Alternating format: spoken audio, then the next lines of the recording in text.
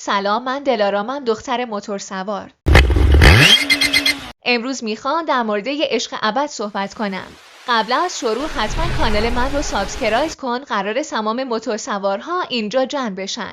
سوپر فورسی بی 1300 موتور سیکلتی است که در 3 عنصر کنترل، صدا، ارتعاش ترکیب شده اند.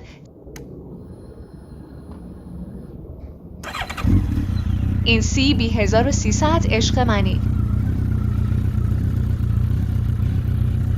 اول از همه در مورد کنترلش بگم این موتور به خوش‌دست بودنش معروف و همین باعث شده عاشقش بشی، مگه نه؟ یعنی میشه منم تو پیست موتور سواری سوار موتور خودم باشه؟ آخ، یعنی میشه پم بگو میشه.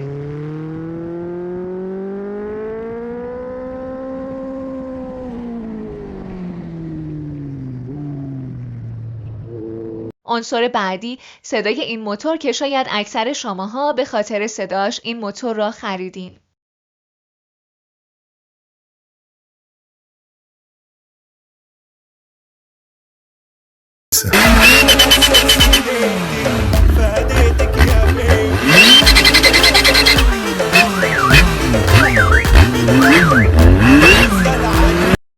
ثابت شده که این موتور سیکلت هنگام کروز با سرعت بالا احساس آزاری عمل را به شما می‌دهد و جالبتر از آن این است که داشبورد با شیشه جلوی دودی جریان باد را در داخل و خارج کنترل می‌کند و شدت باد را بر روی شما یعنی راکب کاهش می‌دهد.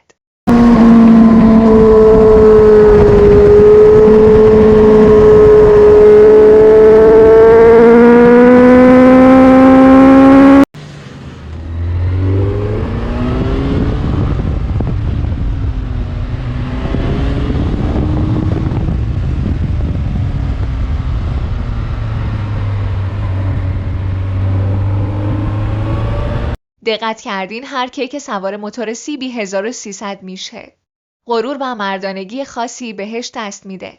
رو لذتی که سوار موتور سی بی 1300 رو تجربه میکنی روی هیچ موتور این حس رو نداری.